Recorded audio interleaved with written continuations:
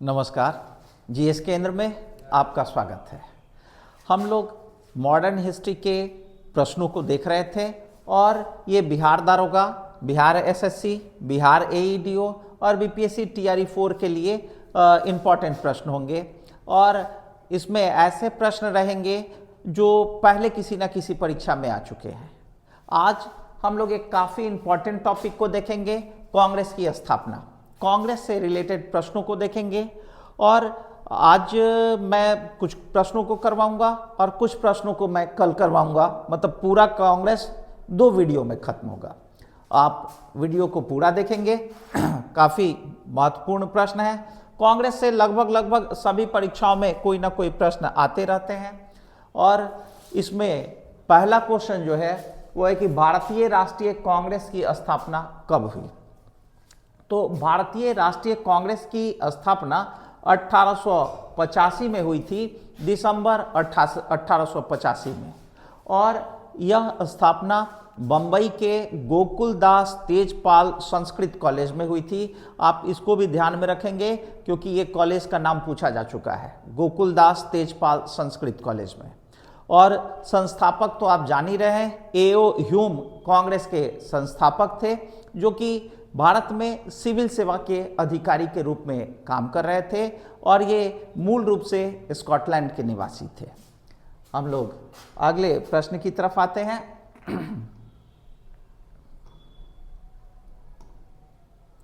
हम लोगों का अगला प्रश्न जो है वह है कांग्रेस शब्द कहाँ से लिया गया।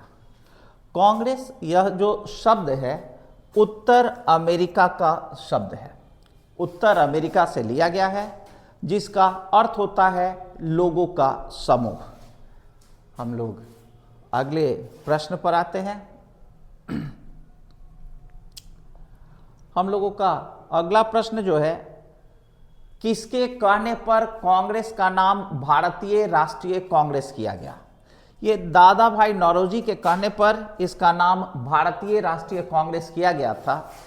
कांग्रेस की जब स्थापना हुई थी तब इसका नाम भारतीय राष्ट्रीय संघ था, लेकिन कांग्रेस के पहले अधिवेशन में ही दादा भाई नौरोजी के कहने पर भारतीय राष्ट्रीय संघ नाम बदलकर भारतीय राष्ट्रीय कांग्रेस कर दिया गया था।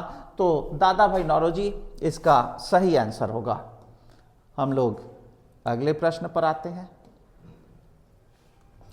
अगला प्रश्न है, कांग्रेस की स्थापना कहाँ हुई थी। और कांग्रेस की स्थापना बंबई में हुई थी। पहले प्रश्न में भी हमने बताया था कि कांग्रेस की स्थापना दिसंबर 1885 में बंबई में एक कॉलेज में की गई थी, जिसका नाम था गोकुलदास तेजपाल संस्कृत कॉलेज।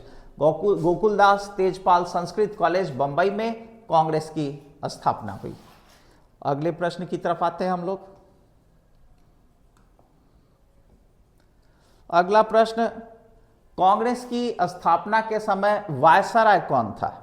कांग्रेस की जब स्थापना हुई उस समय लॉर्ड डफरिन कांग्रेस के स्थापना के समय लॉर्ड डफरिन वायसराय थे और उन्होंने कांग्रेस की आलोचना भी की थी। सूक्ष्म लोगों का प्रतिनिधित्व करने वाली संस्था भी उन्होंने कहा था लॉर्ड डफरिन ने। तो वायसराय उस समय लॉर्ड डफरिन, आंसर हो जाएगा लॉर्ड डफरिन। अगला प्रश्न है, भारतीय राष्ट्रीय कांग्रेस के प्रथम अधिवेशन में कितने लोगों ने भाग लिया। भारतीय राष्ट्रीय कांग्रेस के प्रथम अधिवेशन में कुल 72 लोगों ने भाग लिया था और इस अधिवेशन में जो लोग भाग लिए वे अधिकांशतः पत्रकार और वकील थे और कांग्रेस का पहला अधिवेशन बंबई में ही हुआ था, WC बनर्जी की अध्यक्षता में। तो कांग्रेस के पहले अध्यक्ष WC बनर्जी थे। बंबई में हुआ अधिवेशन पहला, 72 लोगों ने भाग लिया। अगला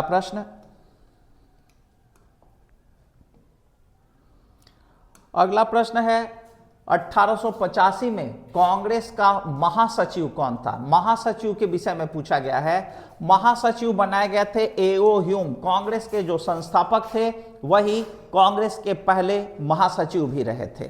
तो एओ ह्यूम आंसर हो जाएगा। अगला प्रश्न, अगला है किसने कांग्रेस को अल्पसंख्यक लोगों का प्रतिनिधित्व करने वाली संस्था कहा? अभी हमने बताया था कि कांग्रेस की जब स्थापना हुई थी तो लॉर्ड डफरिन वायसराय थे और उन्होंने कांग्रेस की आलोचना करते हुए कहा था कि कांग्रेस अल्पसंख्यक लोगों का प्रतिनिधित्व करने वाली संस्था है। लॉर्ड डफरिन इसका आंसर होगा। अगला प्रश्न है, कांग्रेस के दूसरे अधिवेशन की अध्यक्षता किसके द्वारा की गई? कांग्रेस का दूसरा अधिवेशन में अध्यक्ष दादा भाई नौरोजी बनाए गए थे और दूसरा अधिवेशन 1886 में कलकत्ता में हुआ था। ठीक है, तो दादा भाई नौरोजी इसका आंसर हो जाएगा।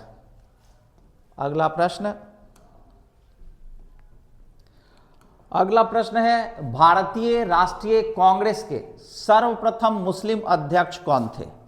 कांग्रेस के पहले मुस्लिम अध्यक्ष बदरुद्दीन तैयब जी थे और ये मद्रास में कांग्रेस के तीसरे अधिवेशन में अध्यक्ष बनाए गए थे। 1887 में तीसरा अधिवेशन हुआ था मद्रास में और ये कांग्रेस के पहले मुस्लिम अध्यक्ष थे। अगला प्रश्न है, भारत की राष्ट्रीय कांग्रेस की स्थापना अधिवेशन में निम्नलिखित में से कौन उपस्थित नहीं था? पहले अधिवेशन में सुरेंद्र नाथ बनर्जी उपस्थित नहीं हुए थे। इंडियन एसोसिएशन के वो बैठक में शामिल थे, इस कारण सुरेंद्र नाथ बनर्जी पहले अधिवेशन में शामिल नहीं हो सके थे। आगे अगले प्रश्न पर आते हैं हम लोग। अगला प्रश्न है, भारतीय राष्ट्रीय कांग्रेस का प्रथम निर्वाचित यूरोपीय अध्यक्ष कौन था? प्रथम निर्वाचित अध्यक्ष ये जॉर्ज यूले थे। भारतीय राष्ट्रीय कांग्रेस के प्रथम निर्वाचित यूरोपीय अध्यक्ष जॉर्ज यूले और 5वें अधिवेशन में इन्होंने कांग्रेस की अध्यक्षता की थी। अगले प्रश्न की तरफ आते हैं हम लोग।